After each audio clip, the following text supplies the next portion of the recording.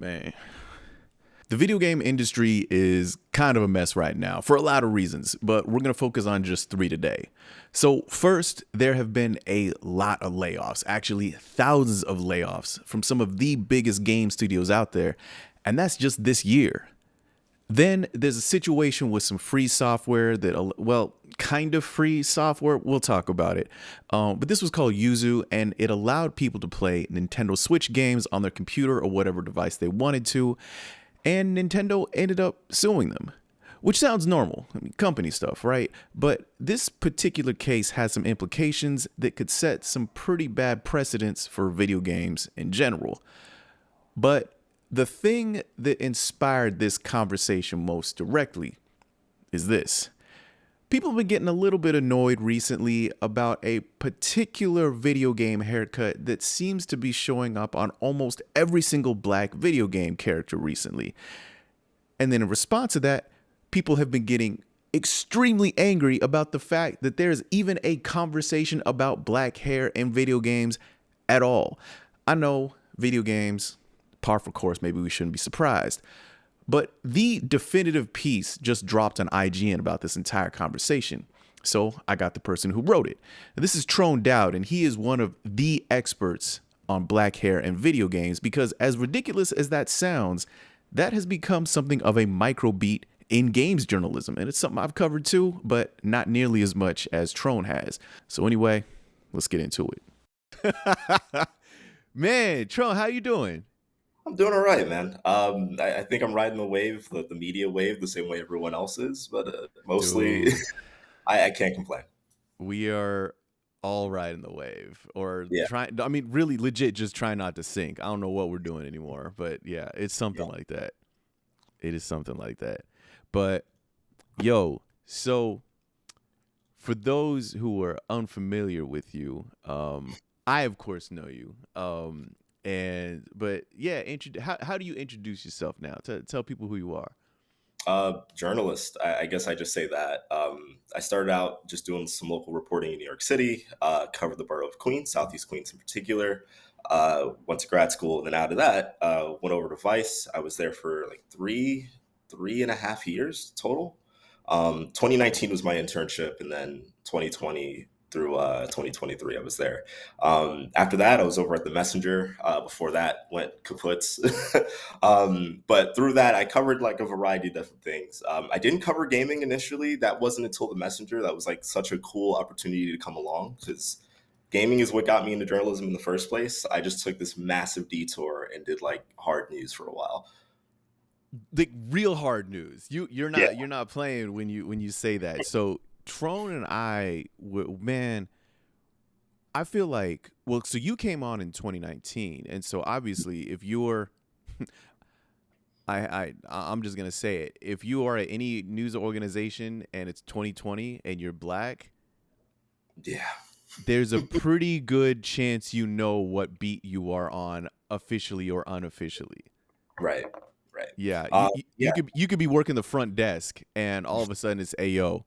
You go out and ask some people in the community what's going on, bro. Right. You're It was it's full recruit. It's just how it was. It's how it yeah. was.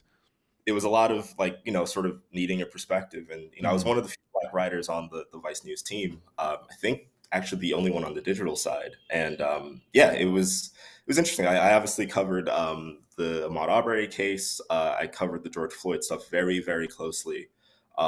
Yeah, 2020 was a hell of a year, and then all of the fallout that came after that was pretty much me, and that was just happenstance. I used to cover police a lot for the Tribune when I was a local reporter, and then I was over in Vice, and it was like, well, all right, I guess we'll Yeah. take this experience and use it. It's like I made it pretty clear to my editors later on, like again, 2020 on was like a lot.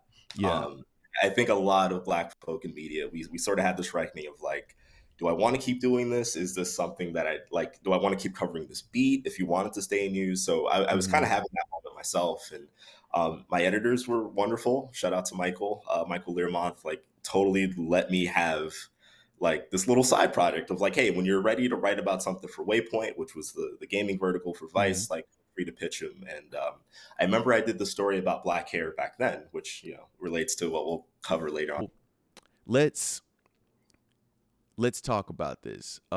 What is so? This is an article that you're freelancing now, which is I am. amazing. Yeah, I am. man. So you're out all over the place. What is what is the Killmonger cut? It Because is a I've seen hair. this called different things all over the place. So this is what people are calling it. What is it?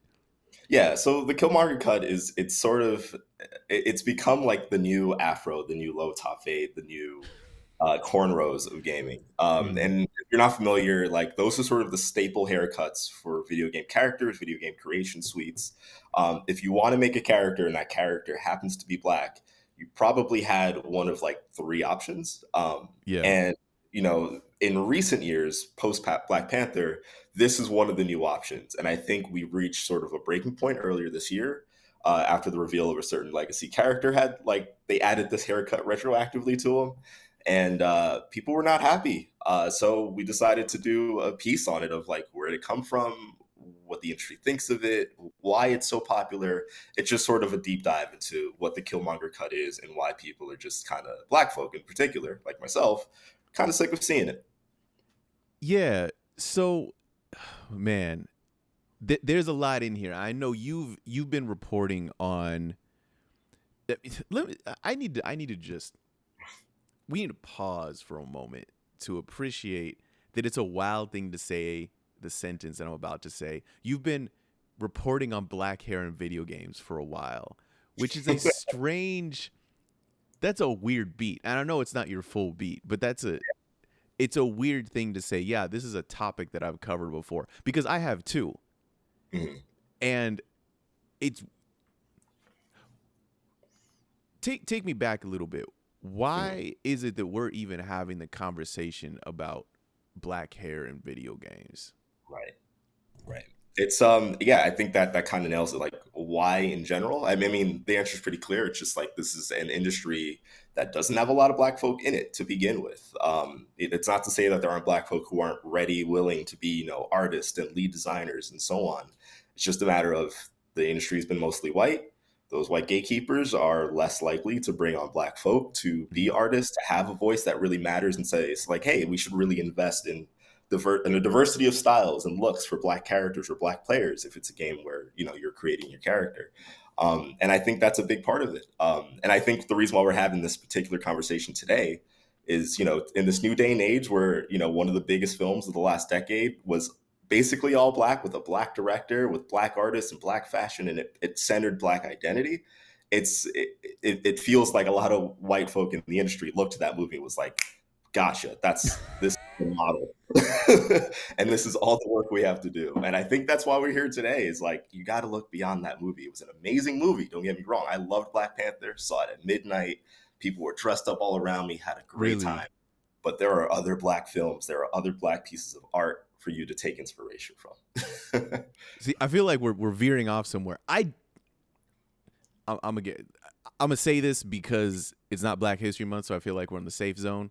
I Yeah. actually didn't like Black Panther. Whoa. It was Okay. it wasn't for me. I'm not a superhero movie person, and that's what it That's came down to. For that, that's also Killmonger did nothing wrong. Those are my problems with the. fair.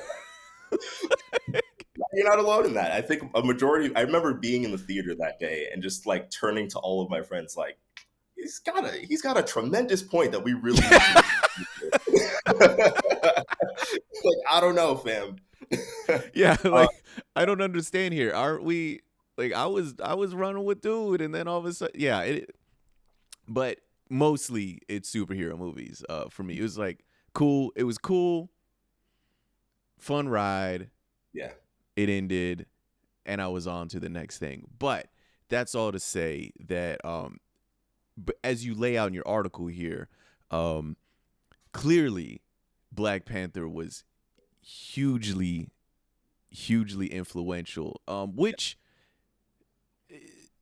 I hesitate to say double-edged sword, but it looks like it was a bit of a double-edged sword in this sense because it really looks like every game developer, every AAA game developer went out, watched this movie, and then said, "Yeah, all right, let's do this." So let's get into this article here.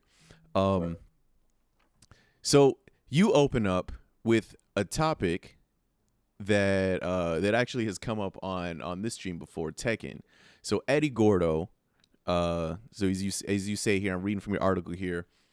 The return of Eddie Gordo, the capoeira specialist who's been a fan favorite in the long-running Tekken series since his franchise debut 25 years ago, should have been a slam dunk for Bandai Namco. Um, so he wasn't. So is this right? He wasn't in the original lineup, and they were going to drop him as DLC. Is that right? Right. Yeah. And that was sort of a make good because I think it was like last August, when Hmm. like the full roster would have come out. People are like, "Where's Eddie? Like, what's up with Eddie not being here?" Normal gamers. Yeah. And Normal gamer stuff. yeah, so they were making good on it. The first bit of DLC for this game, which by the way is like doing really well, got amazing reviews. It looks stunning, seems to play very well, and yeah, it was like, all right, this is like the perfect follow up to a great launch. Hmm. And we see Eddie, and he has this brand new, well, not really brand new. He has the Killmonger cut, and Yeah. immediately, um, a lot of black folk who I follow on Twitter were like, nah, we got to talk about this.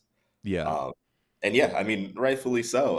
There's no reason. Like his look, as one of my sources says, like right up top, like he already had a very iconic look, and he kind of looks generic as a result of the change because there's so many other black characters. Like even this past month, the Prince of Persia game that came out, which also excellent game, the lead Right. character, the Let me see if I Killmonger. can find that. Yeah.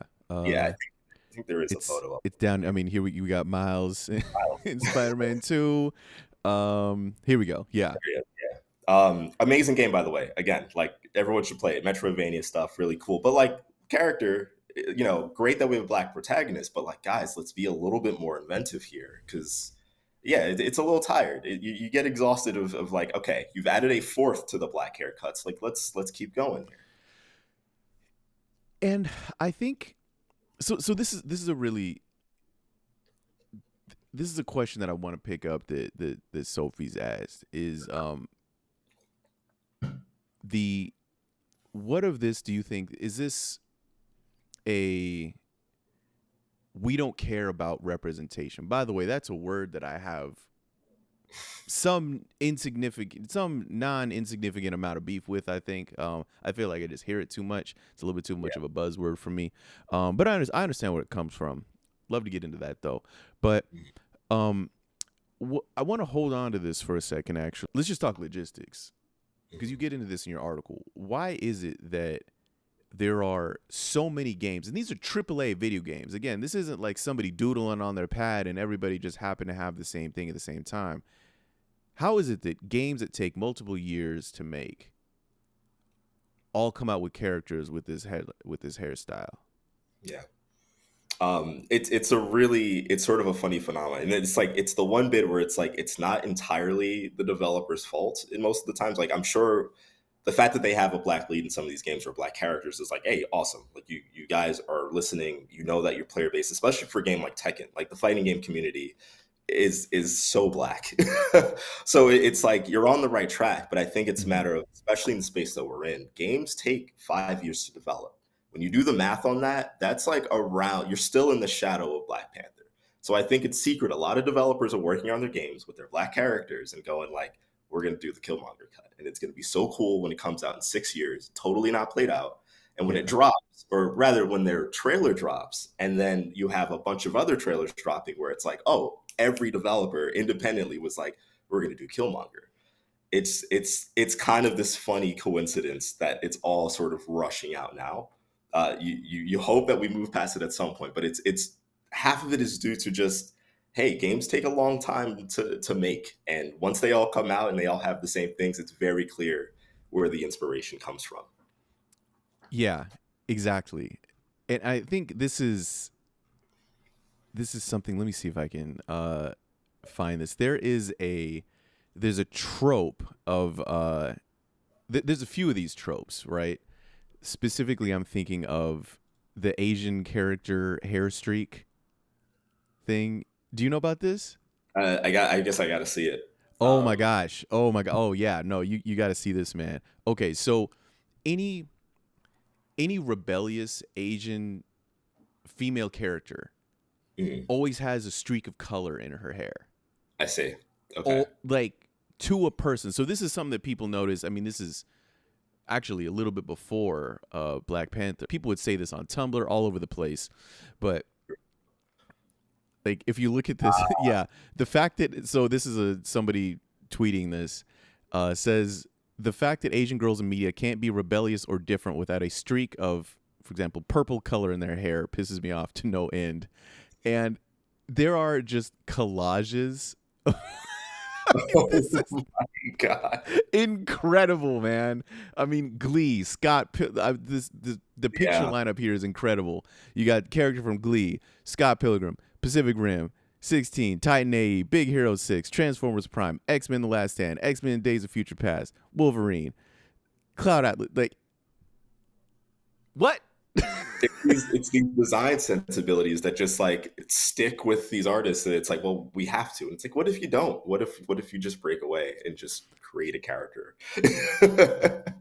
Which, you know, I mean, and I wonder how much of this goes to, I suppose all media is like this, but video games in particular, there's a really long tradition of just absolutely, I don't want to say stealing, I should say taking a page from something that exists out there that they're into and then pulling it into the video game. And that's kind of the cool thing to do. You know what I mean? And we can talk about anything from, I mean, look at what, look at music, for example, in video games, like in the 16-bit going into the 32 and 64-bit era, you could tell when the composer was like going to clubs because they put the music was just hipper. People are always pulling from other sources, Yeah. and it's not shocking that somebody would pull from anime. It's not shocking that somebody would pull from a film that they saw, but everybody's pulling from the same thing, which is Right. wild. Yeah. Right. You had mentioned earlier with games. I think games, more than any other medium, is so guilty of that. Like right from the start, like you look at Street Fighter, like half the one of my sources, Dell, shout out to him, Dell Walker. He's incredible. He's a great person to talk to for this. During our interview, he spoke about, like look at Street Fighter, look at Mortal Kombat, look at Hmm. Solid Snake based on Snake Plissken from Escape from New York. It's like all of these characters from the old days were based on movie characters. Games have Yes. always looked to movies. They've always looked to Hollywood for inspiration. Yeah. Maybe that speaks to like, in recent years, sort of we have the internet and everything. So sort of you're a little bit more likely to be aware of everything, or at least like Right. pop culture at large.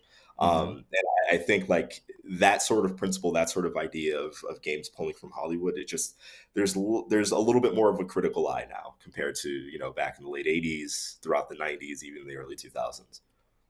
Yeah. And I like, so I like what Quest is saying in chat right now is that realistic realistic hair is difficult, period. um I mean, it's one of the things that's tough to animate straight up Yep. because it's different from throwing a brick texture on a wall and saying, okay, yeah, that wall looks fine, cool, let's move on.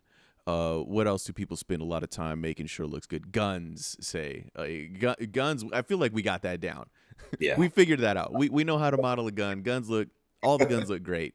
We can move on now. Physics, cool. Hair is tough. Yeah. Water used to be really tough, I think. Yeah.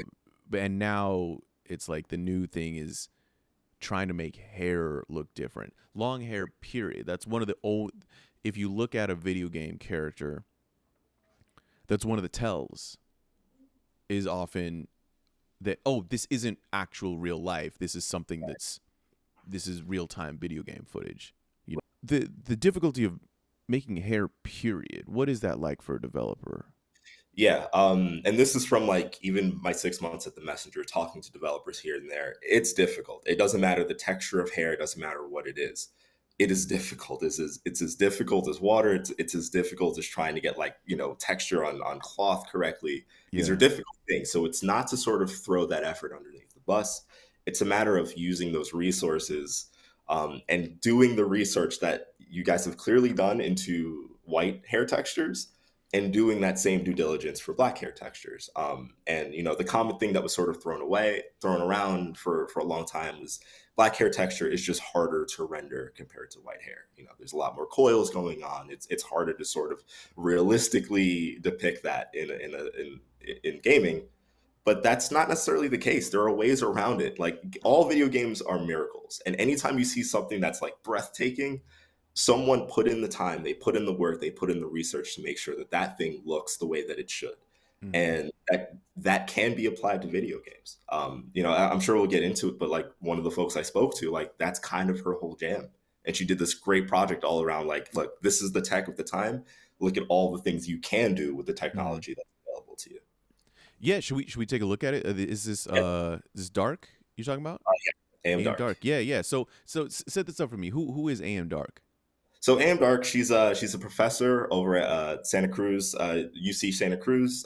She does art. She does like the intersectionality of like culture and blackness. She does so much that even in our story, like, there are things that I didn't even throw in there that she does that I hope will be like great for future stories. But Mm-hmm. she's someone who invented the open source Afro Hair Library, which was the story that I did for Vice News way back when. That would have been like my first piece about this topic. Mm-hmm. And basically it's this like free library available online where she recruits black artists to create black hairstyles that, hey, like, if you're just looking for some inspiration for some really fantastical, some really like basic, some ideas for black hair other than the cornrows, the bald head, the fade, and the afro, Yeah. take a look at these. And it's something that she's been working on for the last 2 years. But it got enough attention that she did a collaboration last November, all with Dove, and Dove's been like super involved with sort of the acceptance of black hairstyles, just life. Mm-hmm. And their project was sort of centered on what I said a moment ago, just sort of, here's the tech that's available. Here's a like more than 200-page guide on how to render black hair without it being, it's still going to be difficult because making video games is difficult, but it's Right. very possible if you're willing to put in the time. Just draw a guide, which that's kind of wild. Yeah, I'm looking at this. Download the guide. I'm looking at the site here, which weirdly is on dove.com. So yeah, Dove is that I'm sorry, that's just mad strange to me, but I get it where you can. Okay, yeah. But yeah, this guy had made a huge splash when it came out, because like, even with my interviews with some of the other folks I spoke to, Black Girl Gamers and Melanin Gamers, like, they were all like, "Oh, have you heard about this?" I'm like, "Dude, I already spoke to them, and Yeah. it's awesome." And yeah, if you want to pull up the guide just to sort of show folks, like, it's a real comprehensive sort of like, here's what this kind of hairstyle looks like. Here are like sort of the subtle things, all of the different aspects that go into creating a proper looking, whatever different types of hairstyles are featured. It's really, really cool stuff. And it's free. Yeah.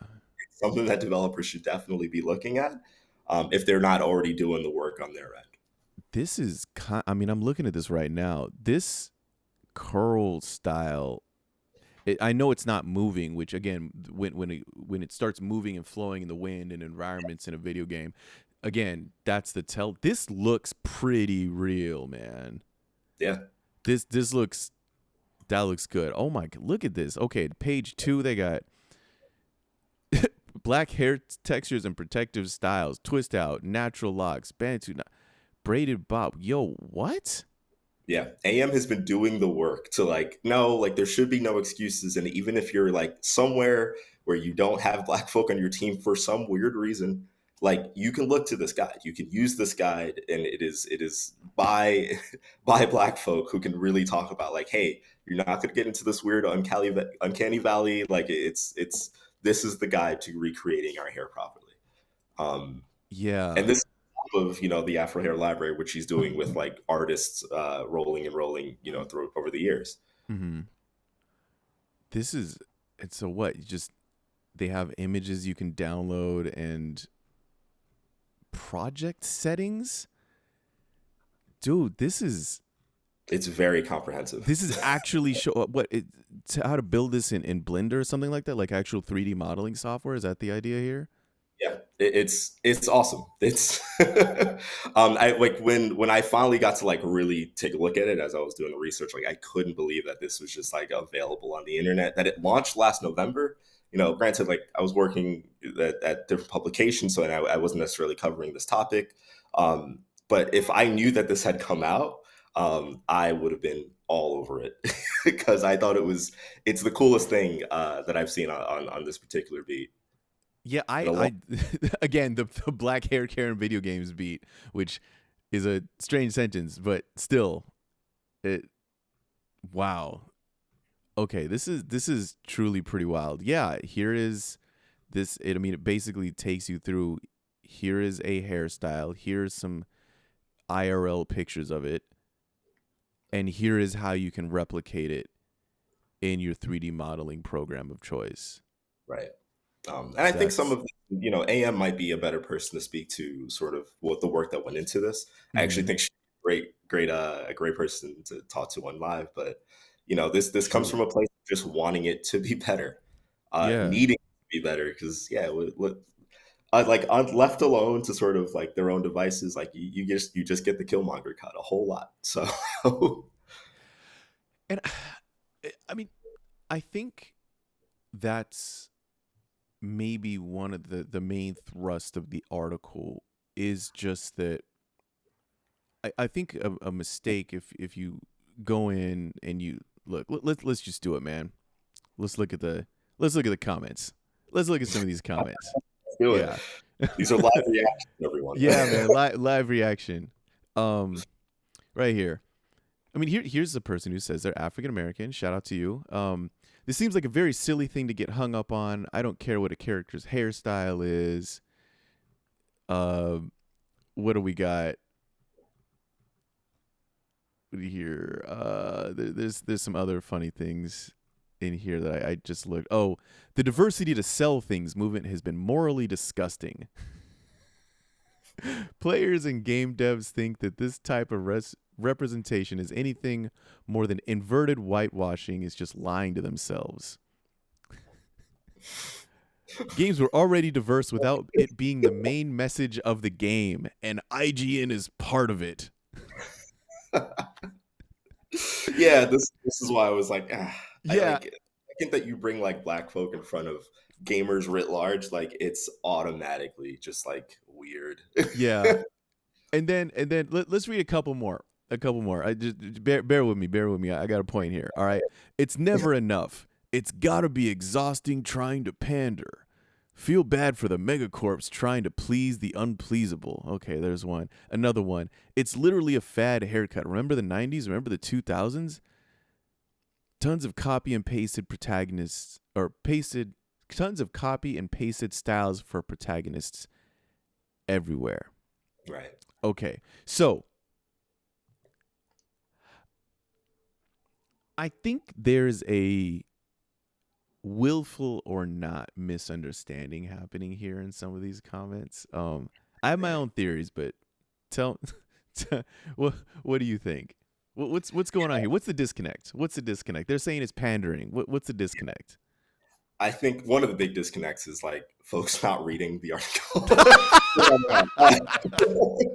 I think that's the biggest one. But like, I Yeah. should say that like it's not a matter of it's not happening at all. There are amazing examples of black representation in games. Here's that word again. I think of God of War. I think Baldur's Gate 3 did a great job. Hogwarts Legacy is its own sort of can of worms. But if you did play it, that customization suite, like I remember running downstairs and telling my girlfriend, who was also playing it at the time, just like, yo, this game actually got it right. Like, it's Mm-hmm. so cool. And then I go on Twitter and there's like threads of just black gamers who felt so good about like, wow, they thought about us.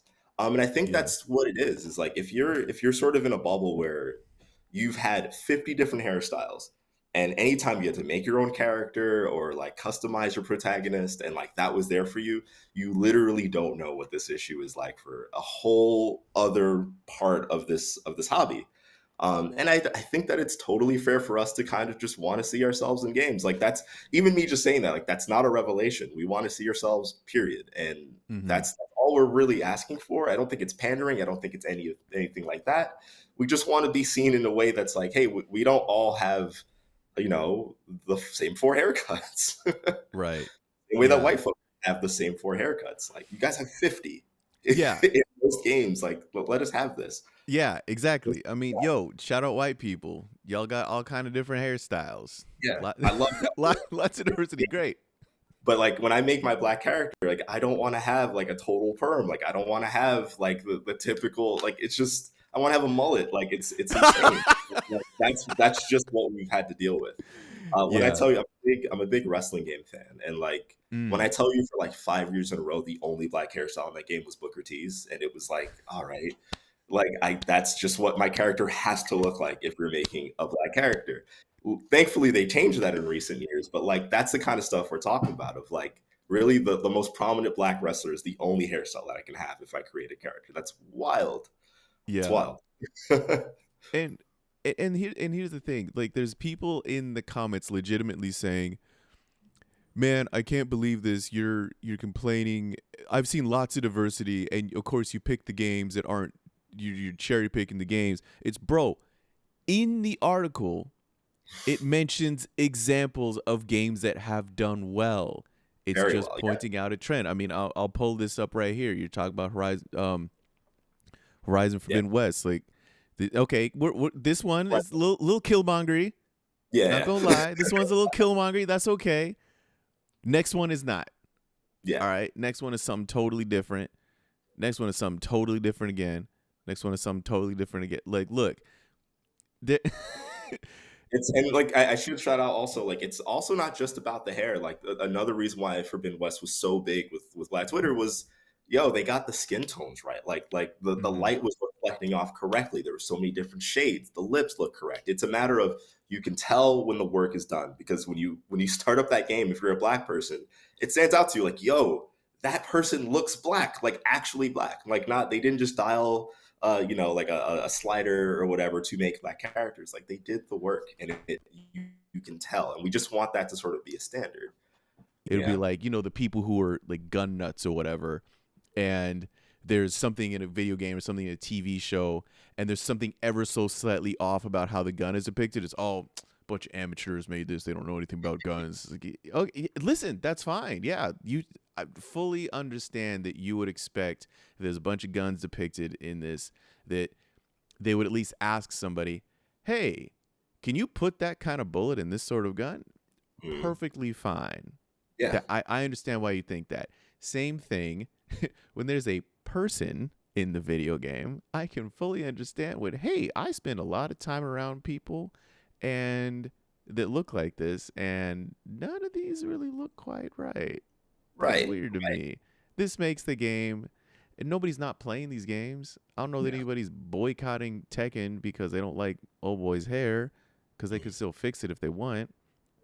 It's just a little annoying. You it's know what I just a mean? little annoying. And I think how else is the industry supposed to sort of get feedback if players aren't saying something? And I think that's sort of the crux of why this even became a topic. If you Mm-hmm. look on Twitter, like you can see as early as like July of last year, like people were tweeting like, "I think I'm about sick of the Killmonger cut," and it just grew and Yeah. it grew and grew, and it was like somewhere in January, it was just sort of the breaking point of like, all right, enough.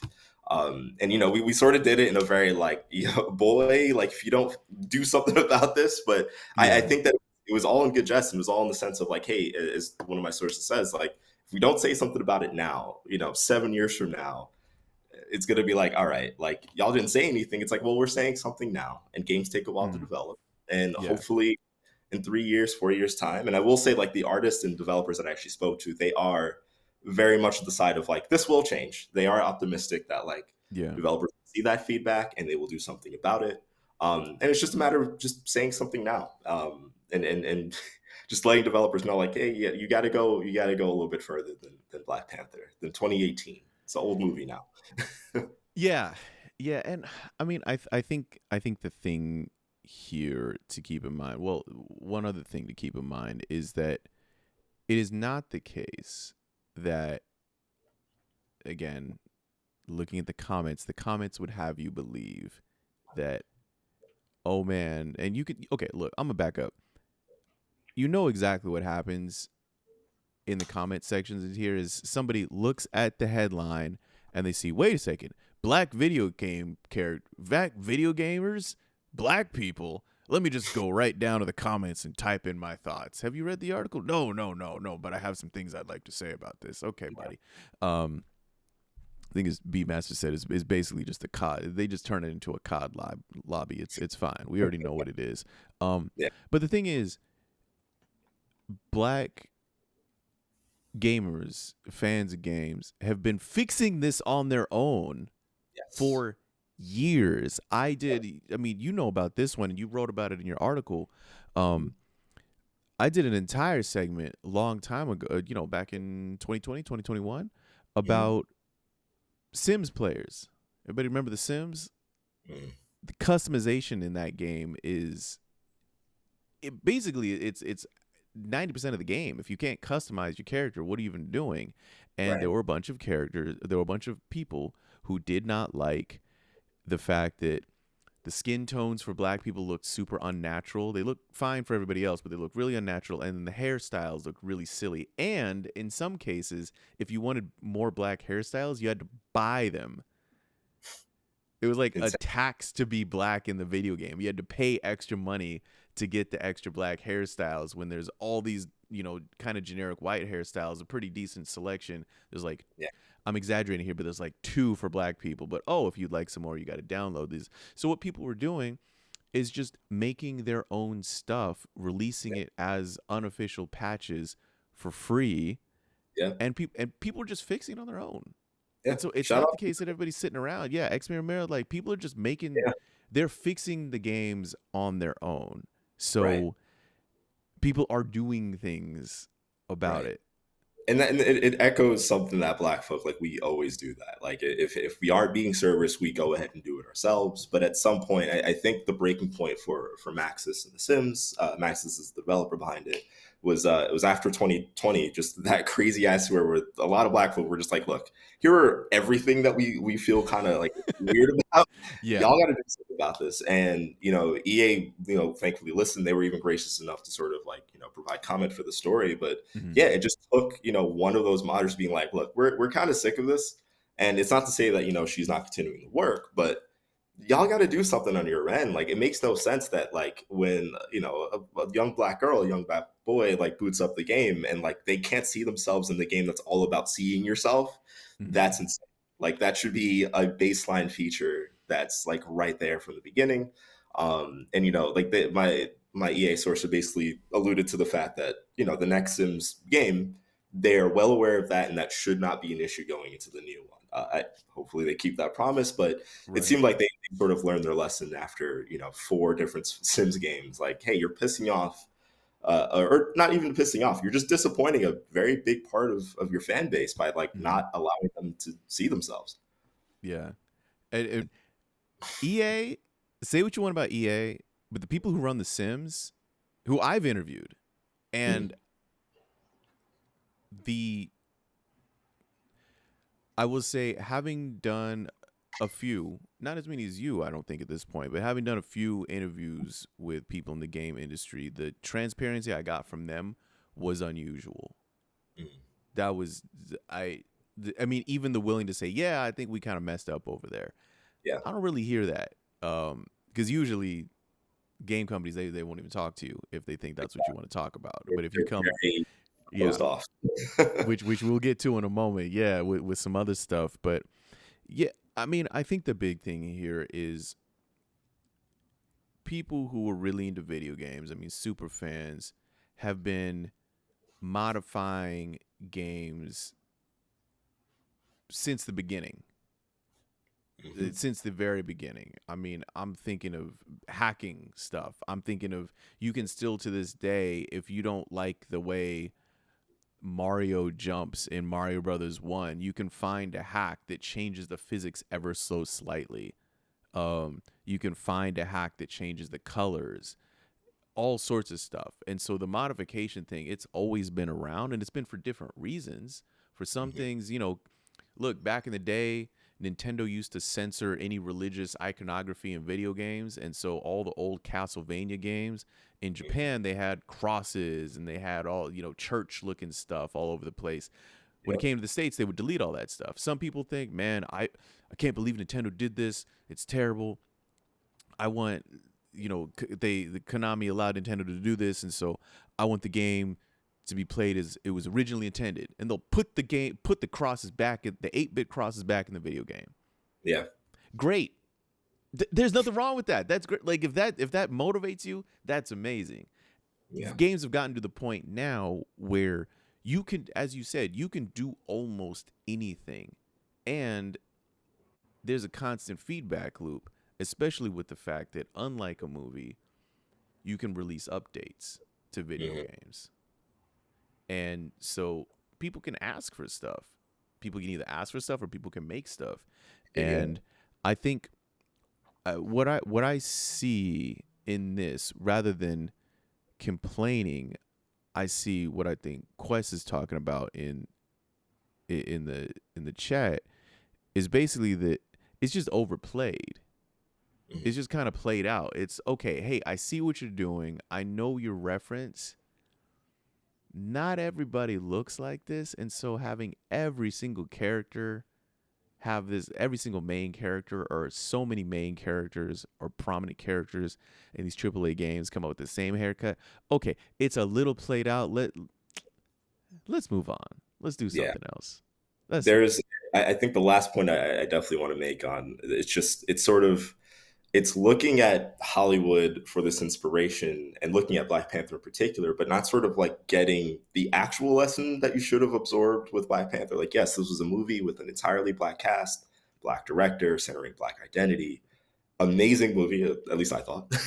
But you sort of like the main takeaway of that movie should have just been, hey, like they were black set designers, they were black costume designers. They're like incredible stories. I think I want to say it's the Atlantic. I linked to it in the story about like sort of the process of fusing, sort of contemporary African styles with, sort of like tribal styles and like sort of mashing that together and sort of giving like opportunity to black artists, black visual artists, just black folk in general, and games like in the attempt to sort of emulate the crossover appeal that that movie had, like they're not getting that lesson of like you have to platform black folk to get sort of that crossover appeal, that sort of that authentic feel that Black Panther had. You can't just Mhm. emulate what that movie did and call it a day.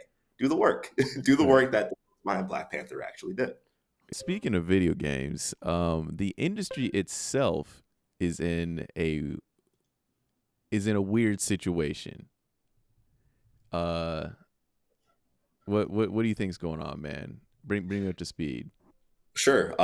So I had mentioned before, I worked at the Messenger from June to January when I got laid off. When I tell you, like, the main thing that I covered day to day was the amount of layoffs that we were seeing in the games industry.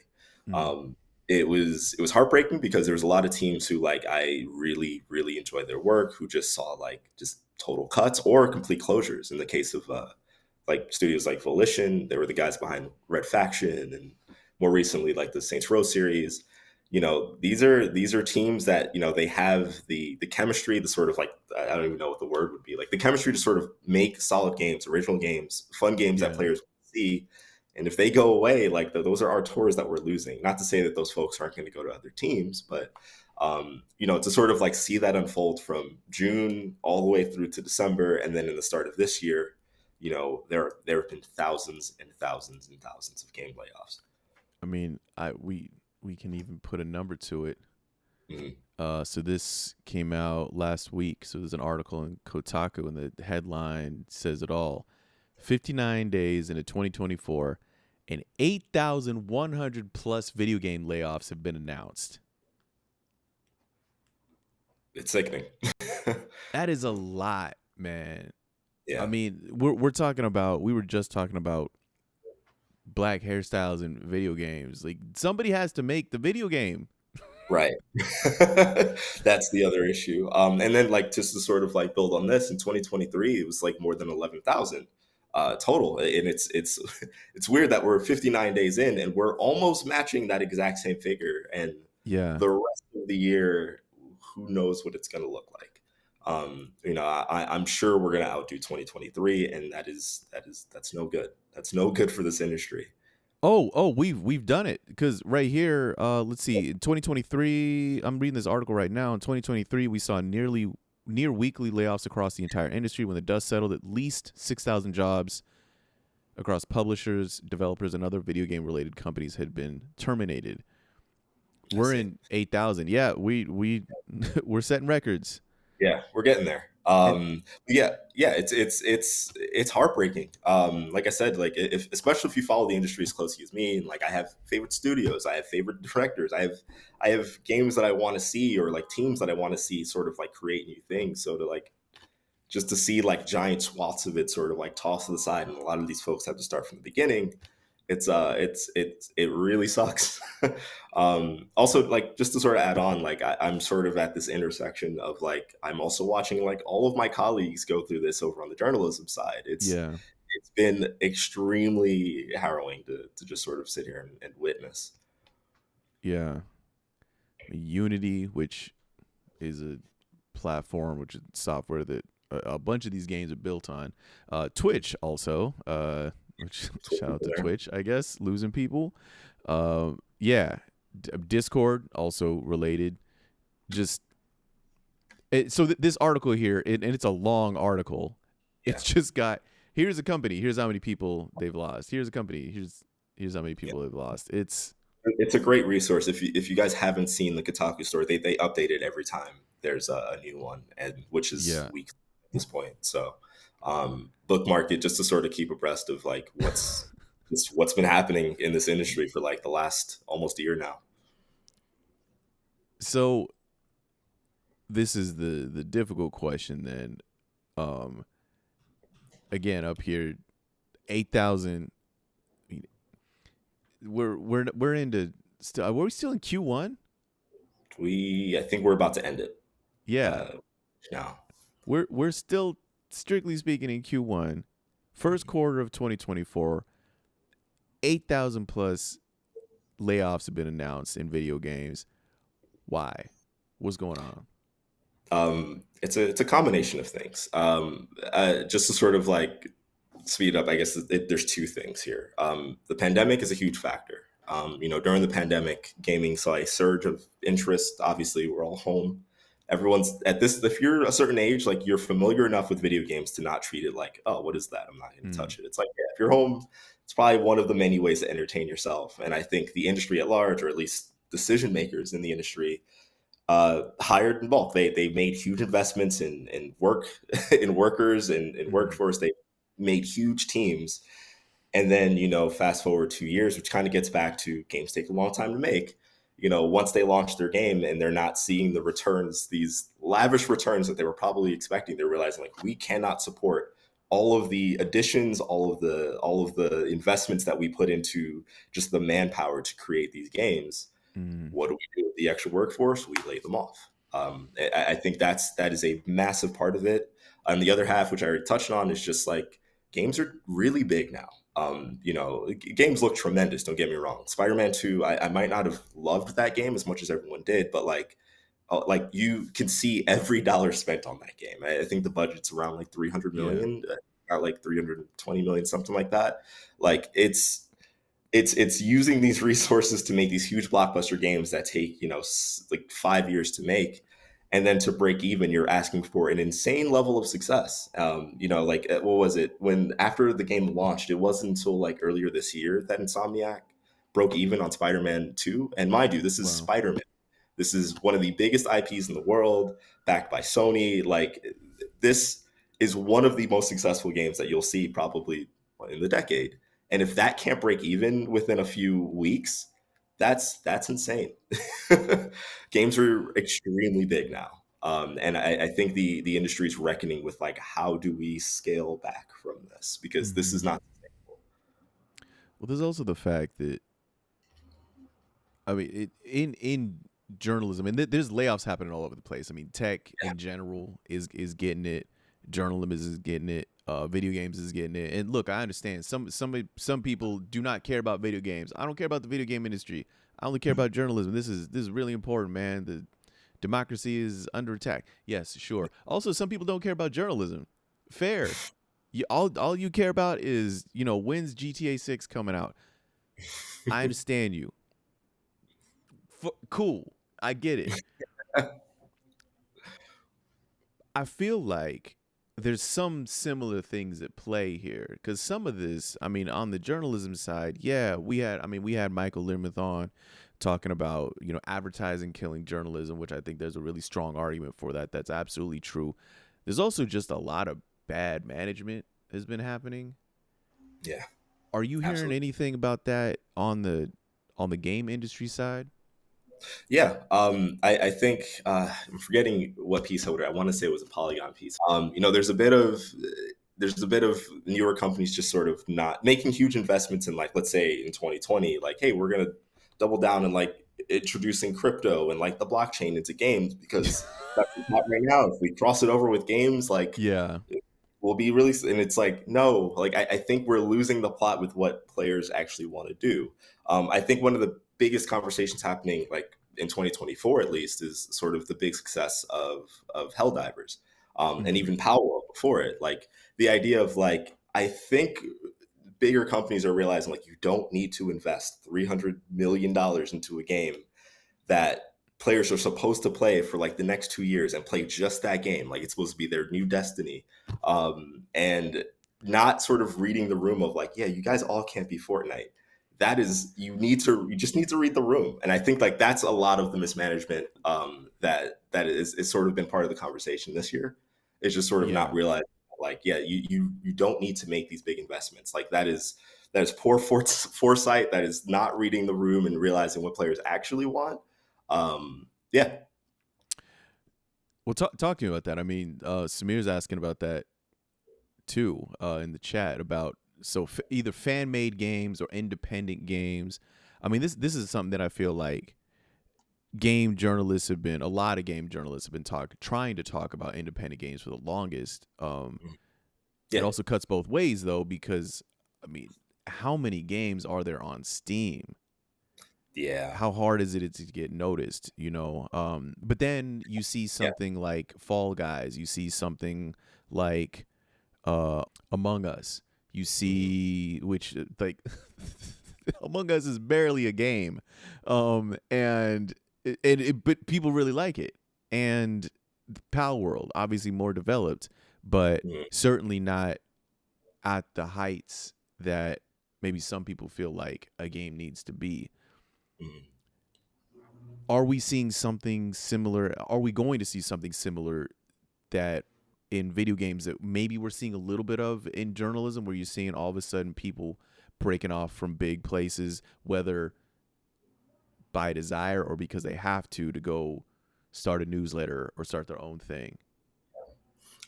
So with gaming, it's a little tricky because, like, at the end of the day, you need funding. It's a little hard Mm-hmm. to just be completely solo, do your own thing. It's not to say that there aren't studios doing it and just doing the venture capital thing of like, hey, we need the money, but like that's even becoming tougher in Mm-hmm. 2024. As games sort of have like this weird downturn where people are being laid off. But I think that there's a reckoning with what what's the word? How do I want to say this? What publishers want to put out because it Yeah. makes the most sense financially, and what players are actually just asking for. I unfortunately, like, after, for example, Harry Potter, the Harry Potter game that came out last year was like the best selling game of the year. It was Mm-hmm. huge, huge numbers, single player game, and for some reason, its publisher WB Games is like doubling down on wanting to do live service stuff. And it's sort of like, how do you see the success of a single player game? Yes, it was very expensive to make, but it Mm-hmm. surely made its money back because it's one of the biggest IPs in the world. Right. How to double down on trying to create games like Suicide Squad, which by all means, it doesn't seem like the game's going to bounce back from its pretty dismal launch. It's because of the money. They think that they can be the next Destiny, you can be the next Fortnite, and it's a matter of realizing that, like, you just, even me as a player, or you Dex, like, Mm-hmm. you're not going to be logging in every single day to play 5 different games like Destiny. It's impossible. I have a life. I Yeah. want to play a game that I can sit down, I can play, I can beat, I can say like, hey, that was a great experience. I got my 70, $60 worth, whatever it is. Right. It's a matter of the industry, well, not the industry, but just key publishers sort of realizing like, hey, that's not sustainable, because if that game gets put out, if it's a live service game and the player base isn't there, Mm-hmm. you the financial sort of like stream that you were leaning on or expecting is just not going to be there. And now you got to shut down a game that you threw millions of dollars down the toilet for no reason. Yo, shutting down a game, which is a wild thing to say, but shutting down a game, it has so many other knock on effects, especially if it's a competitive game. Because yo, if you get that's the wild thing about video games now, is especially esports. Not to bring a whole other conversation in, but if you become really good, if you invest time into becoming really good at a game, and then that game ceases to run the servers, that's it. Yeah. Like imagine you're really good. Imagine you grew up watching Kobe, and then you get really good at basketball, and then in 2030, just America is just, yeah, we're not really into this whole bouncing orange stuff on the ground thing. Let's do cricket. What do you Mhm. do? You Like, do, exactly. it's over. Yeah, it's one of those things that you sort of, it sucks to see. Like I hate to sort of beat up on Suicide Squad, but it's the most recent example of this. It's a game that like from the moment it was revealed, it was like, okay, you're doing a Suicide Squad game. Not only at the time where like the superhero thing is kind of on its downtrend, you're also doing a live service game with like characters like King Shark and Harley Quinn and Deadshot. It's like in a superhero game, I don't want to like shoot AKs at like aliens. Like that's just not really my thing. And then they go forth with it and it comes out and like, yeah, like what everyone sort of was saying at the time, that's exactly what happened when it released. Everyone was like, yeah, it's fine, like it works. But do I really want to like log in every day, do my dailies, get my XP, and then log off like that? I don't want to do that in this game. Like Dude. it's a shame because, mark my words here, but I'm pretty sure in a year like this, that team Rocksteady is gonna feel it in the way of layoffs, and that shouldn't have happened. Mm. That team is so talented. If you play the Batman games, the Arkham games, you know that team is capable of something way bigger than this. And it's really tragic to sort of see, industry trends sort of be the reason why, it's impacting the people who make our games. Yeah, man. Yo, Samir just mentioned something actually in chat, and I'm pulling this up because this is something I actually didn't know. The subreddit, the Jack and Daxter subreddit, is trying to make a game. So look at this. Right here, Oh, I'm seeing this at the top. 5 hours ago, somebody posted Jack 4 fan game, voice acting open call. ooh, oh, They're this is I love this, but also like I hope Sony's not also looking at this like copy. Our lawyers will be there soon. This is, well, so this is a good, maybe this is a good way to talk about something else, actually, speaking of lawyers and video game companies. The Jack and Daxter thing, I mean, anytime you see somebody making a fan game, you always, it's like you said, man, best of luck, but also thoughts and prayers. Yes. I hope it's good enough to be fun to play, but not so good that you get hit with that cease and desist. Because man, you saw what happened to Yuzu, right? Yeah, I did. I You did. That yo, okay, let's go over unbelievable. to actual legit friends of the show, Aftermath. Hey, shout out to them. Yeah, Yuzu got, and look, we we knew it. We knew it. So for those of y'all who are not aware, Yuzu is, we should say is still, actually, which we can get to in a second, but Yuzu is an emulator which allowed you to play Nintendo Switch games. And Nintendo brought a case against them, and they got him. Yuzu has to pay Nintendo 2 point. $2.4 million, but also take it down. Also When you take go the to whole their thing website down. too, there's copy about like why it's happening, and it's so clearly written by Nintendo. It's so Oh clearly like yeah, yeah, that you will put in front of your website. yeah. No, exactly. Yeah, it's like we understand that It was primarily designed to circumvent and yeah, come on, man. Yeah, it's Piracy is bad. yes, Like, exactly. Yeah, here we go. yeah. Here's their statement. We have come to the decision that we cannot let's see. Something. Yes, here's a statement that Yuzu released. We've been deeply disappointed when users have used our software to leak game content prior to its release and ruin the experience for legitimate purchasers and fans. Okay, this is maybe a good time to go back to. Here's a piece I did some time ago. And I actually had Dina voice it. This was actually really fun. So this is for Reset. So I'm just gonna play back this little bit here Mhm. from a piece on preserving game history. So this is when is this? This is a while ago. This is 2021. So this is 3 years ago at this point, something like that. Anyway, here we go. Brings me to the third option, emulation. There are legally questionable ways to play pretty much any game that's ever been released. I've had a few long conversations with our lawyers, and they've allowed me to put together a little presentation on emulators. Here you go. Game programmers have figured out a way to play the old arcade games like Pac-Man, Asteroids, and a slew of others on the PC. And the best part is, you don't need any quarters to play. An emulator is a program that makes one piece of hardware act like or emulate another piece of hardware. So, for example, it can make your home computer act just like a PlayStation 2 or a Sega Dreamcast or a Nintendo 64 or pretty much any game system. Most emulators are available online for free. They generally don't contain any actual code from Nintendo or Sony or anything like that, so they're completely legal. Pause right there saying that two things. Most are free, and they don't contain any code from the actual company, so they're completely legal. So let's Right. keep going. Just pin in that. At least none of the big companies have been able to prove that they're illegal. But what good is a console without any games? And this is where it gets dicey. The ROMs. A ROM is a game file ripped from the original cartridge or disc that the game shipped on. So when you load a ROM file into your emulator program, the file thinks it's running on a real Nintendo or PS2 or whatever.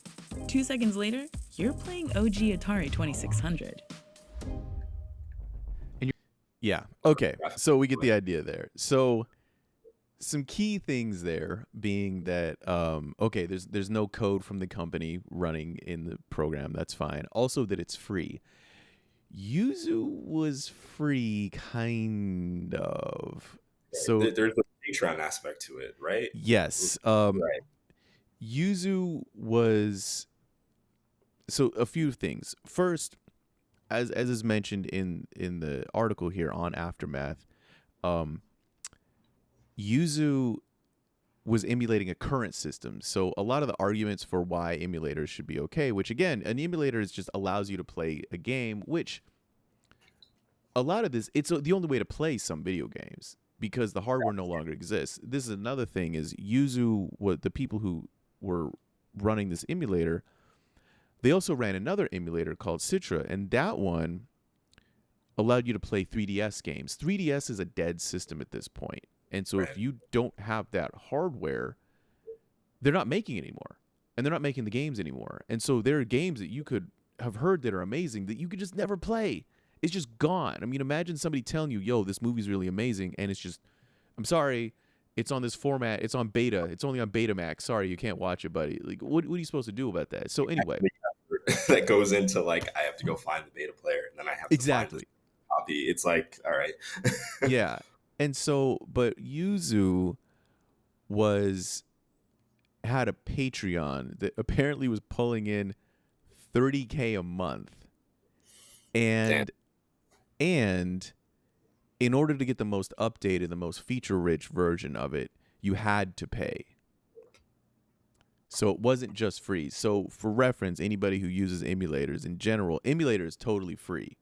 Mhm. And I think that is one of the ways that they get away from a company like Nintendo, which is extremely litigious. I always tell people like if you want to understand the video game legal landscape, Nintendo is Disney. Yes. In the same things that come to mind in the family friendly. Disney likes to be family friendly. Nintendo likes to be family friendly. Also, Disney will be the first person to sue you into absolute bankruptcy at the drop of a hat. Nintendo will Yeah, do the same thing.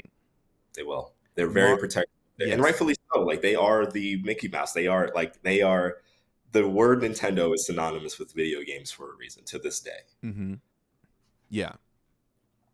So it's really interesting though, because as I said in that clip, or as Dina said in that clip actually, emulation, no company has ever really truly been able to prove that an emulator, which again is just a program that allows you to play some software that emulates it does the same thing as a game system, but it doesn't contain any of the code. No game company has ever been able to prove in court that an emulator is illegal. Maybe we could talk about, maybe like Bleem or something like that, back in the day with Sony, but they were selling something, right? Nintendo could have set a precedent here. And I think that's what people are concerned about is, wait, they were able to legally bend it a little bit so that, hey, yeah, this thing is illegal. Yeah, it's a little like the player in me is just it's upsetting only because it's like Nintendo, as litigious as they are, as much as quick as they are to sort of like, hey, if you're getting people to play our games for free in one way or another, whether that was your purpose or not, we're coming after you. It's like, well, Nintendo, make these games playable for us then. Like, why is it that if you're going to shut down this 3DS like emulator, why can't I go into a store? Like, give me the option to pay. And I think that that's where most gamers are, is we just want the ability to play it. Yeah. And like, if you're giving us no other option, we will use this software and we will find other means to sort of obtain the game itself so we can play it. And it's unfortunate that in with players sort of doing that, we had to kind of lose Citra, and we had to lose Yuzu. But Right. it all comes back to like, Nintendo, you're not allowing us to play stuff. Like, even if you look at sort of generational changes of like the N64 to the GameCube, like if you weren't able to get an N64 before they discontinued that console, what option did you have? It wasn't forward compatible. You couldn't like plug it into your GameCube. Right. Just had to, that's how I played Mario Kart. I won't lie. Like, it was on my computer because I did not have an N64. And by 2004, like, there was no other option really. Mm-hmm. Yeah. And it's the interesting thing here is, I'm going to read from this article here. Is here's what it says. This is the very end of the article. There's a passage in the proposed final judgment, which a judge has yet to sign off on, but it reads, developing or distributing software, including Yuzu, that in its ordinary course functions only when cryptographic keys are integrated without authorization, violates the DMCA. Basically, here's what it's saying. They're trying to say that even though, so usually the only way you would be able to say that somebody's violating copyright laws is because they actually have copied your code, put it in their program, and are giving that out, whether they're selling it or freely giving it out. You can't do that. In the same way that this is the reason why you can't bootleg music. This is the reason why you can't just sample people's stuff without permission, is, hey, you took somebody else's actual code and you're including it in your program and you're giving that out to people. You can't sell it. You can't give it out. You're not allowed to do that. Right. What Nintendo's arguing is that the point of Yuzu was to allow people, the entire point of the program was to allow people to do something that is illegal, and thus it is illegal. That's what they're arguing. So if they can make that argument, and the argument stands here, that's the concern, I think, is that if Nintendo is able to say that about this, then perhaps Nintendo could say about a Super Nintendo emulator, a Nintendo 64 emulator, programs that people use to be able to play games that simply are not, you can't buy them anymore. Right. They're not available on a download site, or they're not available on an official download service. The Wii Shop or whatever, that's gone. The only way to play these is frankly via some kind of bootlegging, or you might even have the game. I mean, look, I own I have some ROMs that I play on a portable little emulator machine. I have the original game. I actually Right. do own some of them. Like Mario 64, I have purchased Mario 64. I also have a ROM of Mario 64 because I'd like to be able to play that without plugging in my Nintendo 64, or maybe my Nintendo 64 broke. I still own the game. I bought it when it dropped. So, And that's sort of the argument is like, yeah, if I paid the money to buy this piece of software, this should be mine to do whatever I want with it. forever. And Yeah. that's sort of the area is like, well, a lot of people also did not have a copy of, Tears of the Mhm. Kingdom. They were Yeah. playing it before launch. It's like, yeah, they are completely within their right, because that gets into like DRM, that gets into like other parts of like the argument. But in the case of like, we're just shutting down this entire project, even for the folks who are like, hey, I bought Tears of the Kingdom. I want to play it on my Steam Deck because it'll just run better. Like the Switch it's an older console now. We want a better way to play some of these games. I paid my money, Nintendo. What's up? That's a wild thing, is that you can actually emulators would allow you to run a current game better than it runs on the Switch, Right. which, hey, that's a pretty legitimate reason to Yeah. want to run the emulator. But now, As all that being said, oh, go ahead. No, just as long as you buy a copy, that is Sure. like, but yeah, it's Which, look, it speaks to it. Like I that's sort of where I'm at with Nintendo these days. Is like we're waiting for a Switch 2, and that'll come out when it comes out. But it's like, yeah. I can't blame someone who's just like, hey, I want to play this in like the best fidelity that I can. I Mhm. paid my money. Like let Yeah. me tinker, let me do what I want to do. I mean, this is where Yuzu is an interesting topic, right? Because look, I was just yesterday, I actually talked to a developer who is making a Pokemon fan game. Mm, A pretty those who know it know it. There's a Discord full of people playing the game. And this developer was telling me that they would never charge for it. Not only because they don't want to get sued, I think they don't, but their stance was they don't feel like it's ethically right to make money off of somebody else's IP. And so their absolutely. stance was they don't think it's right to make money off of an emulator either, which I could see the other side of that. You know Yeah. what I mean? I could see the other side of that. And I think it might have been different.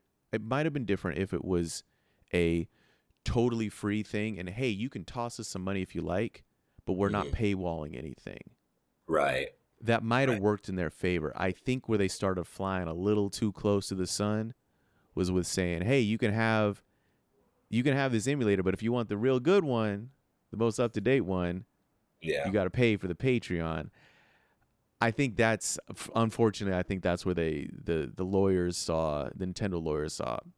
Okay, we could get in here, and that might have given now Nintendo a foothold in their eternal war that they're waging against emulators in general.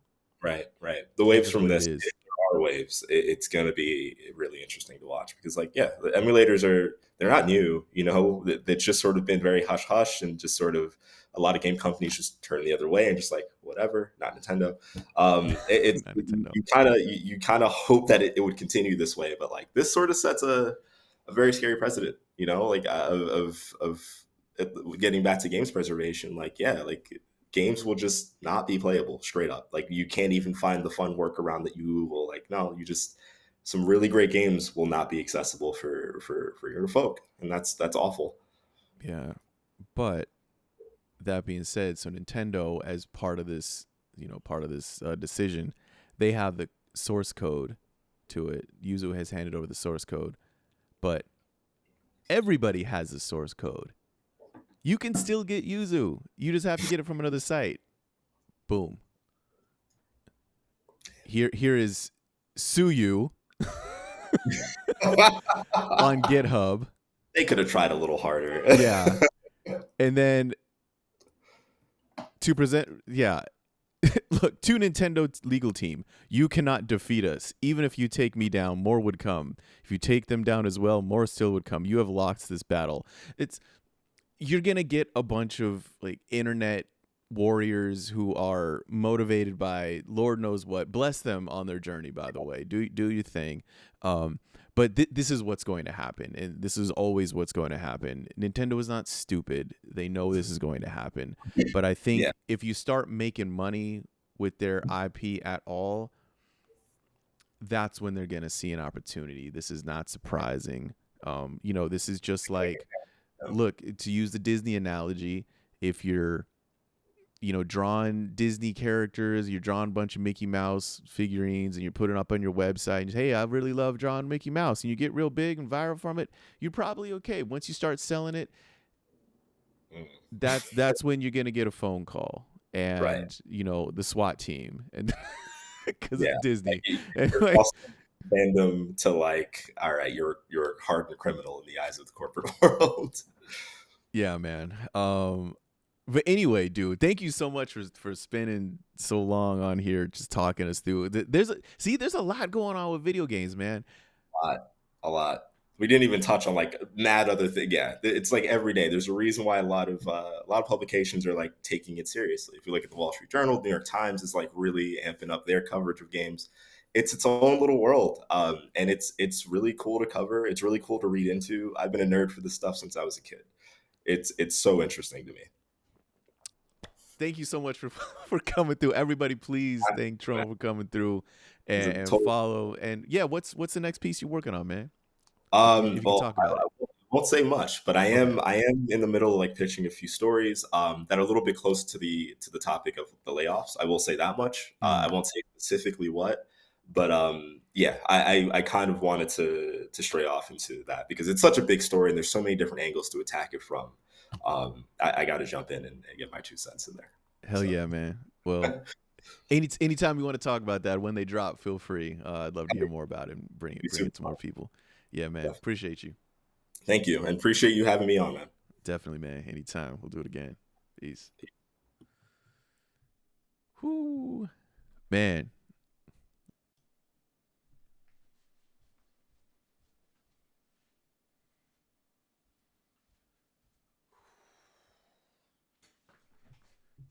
Man. Video game industry is kind of a mess right now for a lot of reasons, but we're going to focus on 3 today.